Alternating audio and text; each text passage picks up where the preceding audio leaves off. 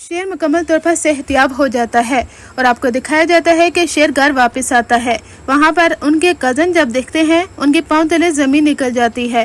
फहद कमरे में जाकर कहता है कि बाबा आपने शेर का पत्ता साफ कर दिया होता तो इस तरह वो अपने पाँव पर खड़ा यहाँ हमारे सामने ना होता।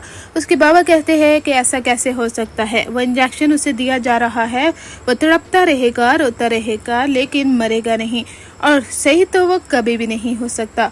उसका बेटा कहता है कि आप जाकर बाहर देखें तो सही, फिर आपको मालूम होगा कि शेर वापस आ चुका है हमें मारने के लिए। बाबा अब हम बच नहीं पाएंगे। उसके बाबा जब बाहर आकर देखते हैं वो भी दंग रह जाते हैं, लेकिन उनकी नौटंकी वहाँ से ही शुरू हो जाएगी। वो कहेंगे कि शेर मेरा बेटा आ गया, मेरे भाई की अमानत, पता है मैंने तुम्हारा कितना इंतज़ार किया है। भाभी तो कहती रही थी कि पता नहीं मेरा बेटा ठीक होगा या नहीं, लेकिन मैंने हौसला देता रहा कि आपका बेटा अपने पाँव पर खड़ा होगा और सही सलामत घर वापस आएगा। इसे अपने बाप का बिजनेस संभालना है, ये अपने बाप की अमानत है, इसलिए आप दिल छोटा मत करें।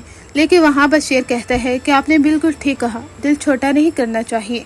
अब उसके चाचा को काफ़ी गुस्सा आता है। जब वो कमरे में जाता है तो चीखता चिल्लाता है और कहता है कि वो घटिया डॉक्टर 40 करोड़ ले लिए और इंजेक्शन भी ना लगा सका शेर को, और शेर जिंदा सलामत हमारे सामने खड़ा है। उसका चाचा उस डॉक्टर को कॉल करके कहता है कि तुम जैसा घटिया डॉक्टर मैंने अपनी ज़िंदगी में नहीं देखा, करोड़ों रुपया हड़प कर लिया तुमने और शेर जिंदा सलामत हमारी आंखों के सामने खड़ा है। वो डॉक्टर कहता है कि पता नहीं कौन सी लड़की थी जिसने इंजेक्शन की जिम्मेदारी ले ली। उसके बाद मुझे नहीं मालूम कि उसने इंजेक्शन लगाए या नहीं, लेकिन मुझे ये अपडेट ज़रूर मिलती रही थी कि उसे इंजेक्शन दिए जा रहे हैं।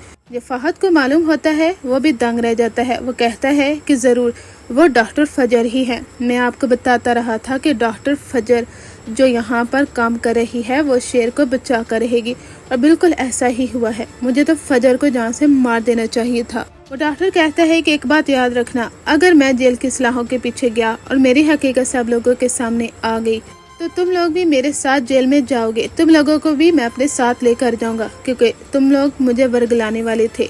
बहुत बड़ी रकम की पेशकश तुम लोगों ने ही की थी। मेरा चचा कहता है कि अब तुम मुझे ही ब्लैकमेल करोगे।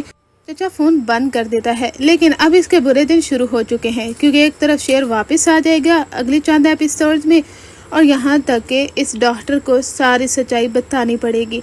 जब ये डॉक्टर अपना मुंह खोल देगा तो चचा और उनके बेटे बच नहीं पाएंगे। इधर फजर के बाबा को जब मालूम होगा कि शेर को बचाने वाला कोई और नहीं बल्कि फजर है, फजर ने इसका काफ़ी ख्याल रखा है और इसी वजह से ही शेर आज जिंदा सलामत अपने पाँव पर खड़ा है, तो उसके बाबा फजर को धक्के देकर वहाँ से निकाल देंगे, जैसा कि आपको टीजर में दिखाया गया है।